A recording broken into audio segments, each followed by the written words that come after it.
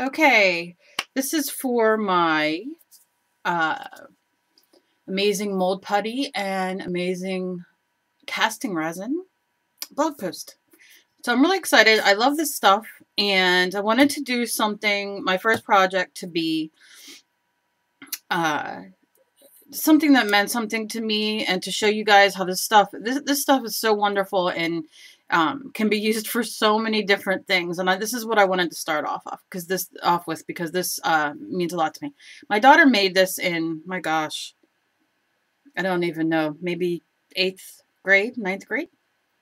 And it's just a cup that she made in art class, and I love it. And it sits out with my knickknacks.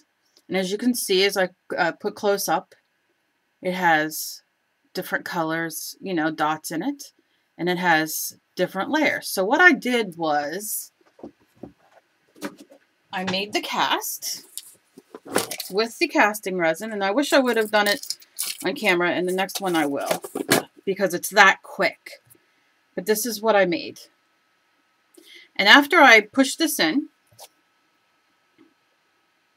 and it's set, because you mix the two colors together to get, and it's a big piece.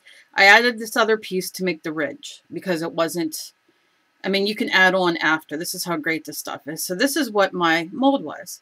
I mixed my resin, which is equal parts of both, poured it in, let it set up. It sets up fairly quickly. I give it usually an hour just because. And then when I pulled it out, I have this. And as you can see, which this is the part I love about it, is it picks up all the pieces and all the texture that hers had. Because if you see, hers isn't smooth and perfect either. And I love that about that. I love imperfect art. So look at this, how cool.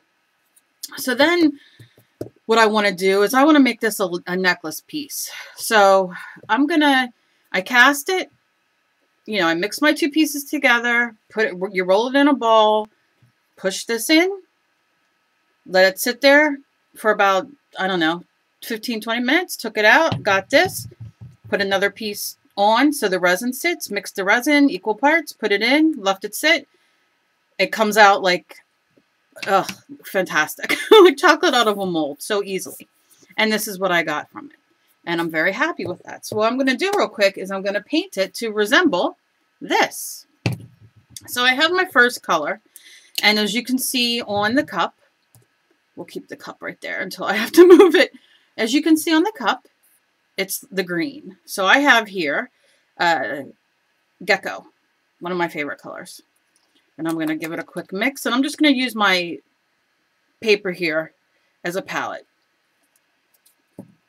And I'm going to take my paintbrush and I'm going to paint it just on the bottom. Now this probably will take 2 coats. Now since we're using acrylic, and it's going to pick up all that great texture, it dries very quickly, so I'm not really worried about it. And what I'll do with this first coat, because I want both sides to, and all the edges, I will turn it.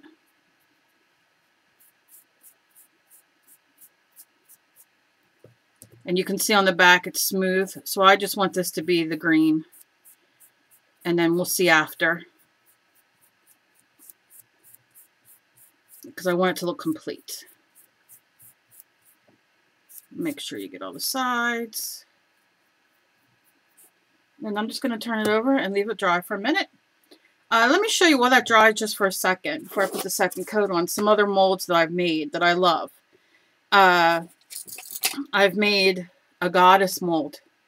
Again, you can build up around if you can't get the full effect. I've made cameos. I've made a skull. These are my favorite because I love creepy. Spiders. These are little stickers. Look how awesome. And you can use, here's a little skull. You can use anything you have to mold in these. I love skulls, so a little weird. Steampunk, hello. Little gear. And the best part is, here's another gear. not only can you use the casting resin, you can use clay in these. The creative paper clay, awesome. And look, I painted my little bat that came out. Let's see if how close I can get it, if you could see it. And I painted him, and this is the resin in my little bat. How cute! Now this is paper clay, which I have not worked on yet. I've worked with, but I have not worked on this piece yet. It's a fairy door. Come on, people. Adorable. And then here's my 1/2 skull face. That's resin that I have to do something with. And check his little teeth. I mean, it's so detailed, this stuff. Let me see if I can get it straight. Come on. It's not going to work for me, but its teeth are awesome. I wish I could. Let's see. It has every individual tooth in there. It's fantastic. And I'm so angry I can't get that in there. Maybe like that. Oh, it's just awesome stuff. So you have to try it. So I'm going to do my second coat. And again, as you can see on hers, it isn't as... I want to replicate it the best I can. So I'm just going to give this another quick coat.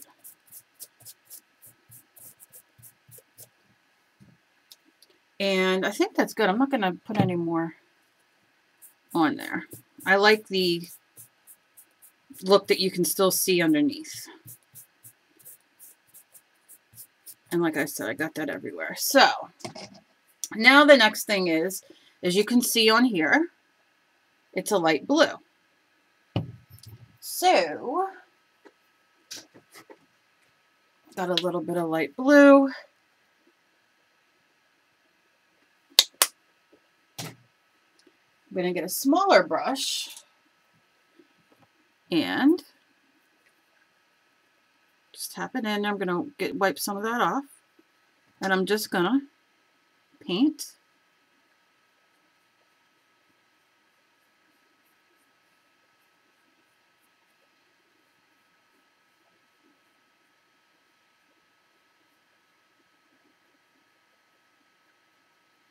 Inside, and this is just regular acrylic paint, whatever you have on hand. You can see I didn't even prime it. I just started painting on it because I like that look.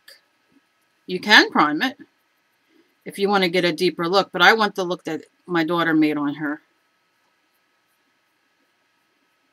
cup. So I'm going to just give that a second to dry. Just a real quick, and then a real quick.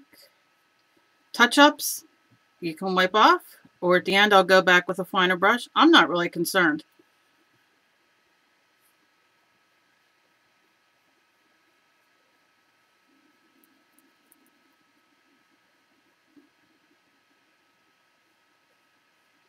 Okay, that's how easy.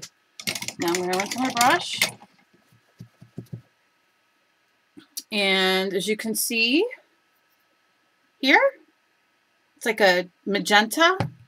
So I think I'm going to use light peony, just so you know.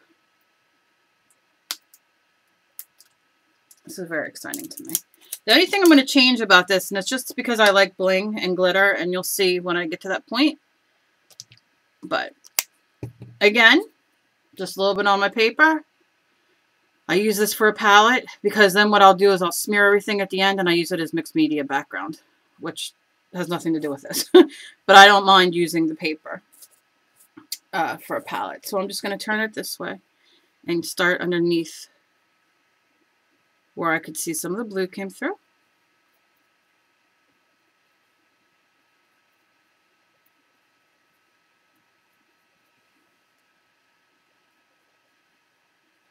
And this is a great thing to do with your child's art when they start doing these kind of things. And it doesn't have to be necessarily this type of thing. This cup, you can mold anything that they bring home that you want to keep. And then you can wear that it's close to you. When she brought this home, I loved it so much. Now the back I'm gonna leave green. And I might do another coat on it just to have it on there. But for now, I'm going to just do another coat and leave it green. Now you can see I'm going over and trying to get all the things. I can go over with blue, a smaller brush, which I will.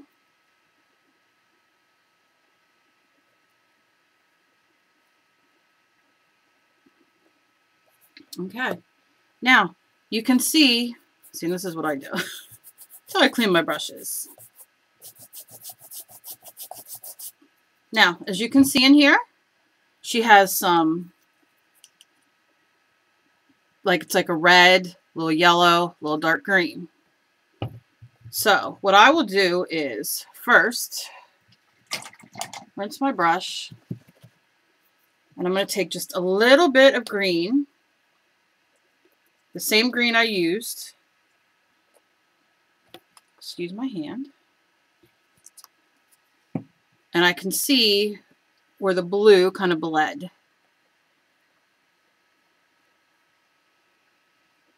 through here onto the green. And it's just very subtle, but it doesn't matter. And then I'll just paint the rest on just to do the thing. And again, like I said, once I get this front done, I'll have the back. I'll do another coat of the back. Nothing exciting. I want to really show you the front. Okay. So let me zoom in while this dries and show you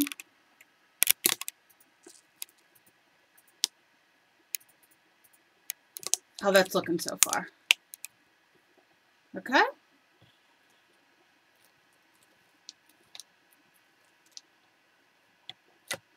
And let's get this in the middle here. Okay.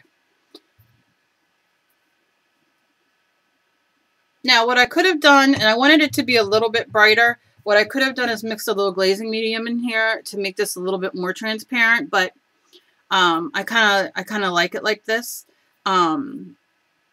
If I wanted to get more of this look where it's kind of both, you know what I mean? I could give this a quick wipe to kind of give it, and kind of give it texture. This casting resin is just fantastic. I can't even tell you. And this just gives it more of a rough texture. I mean, that's it. Nothing too fancy. And like I said, when it dries, it's going to have more of a homemade look. So then what I'm going to do is I'm going to take, just to jazz it up just a little bit, I'm just going to take some glitter. And I'm just using stickles. And as you can see, she has the dots. And I'm just going to do, make sure it comes out, just some little dots. You can use whatever kind of glitter that you have. And I'm just gonna add the bling that it needs for if we're gonna wear it for a necklace.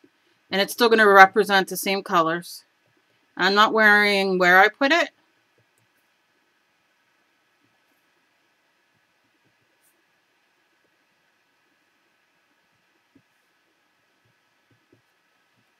Because she also has a green and a yellow.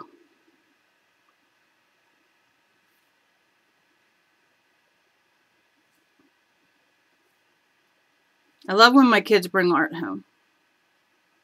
And this stuff has made my life fantastic because you can just do as you do. And like I said, if I want to kind of stay true to what she did, this is the only thing I'm really kind of changing. I love making jewelry with this because, I mean, you can really go nuts with this stuff. And just a few yellows here and there, nothing fancy. You know, where you see fit. A little blank spot down there. We're not really trying to, you know, but it's going to replicate that.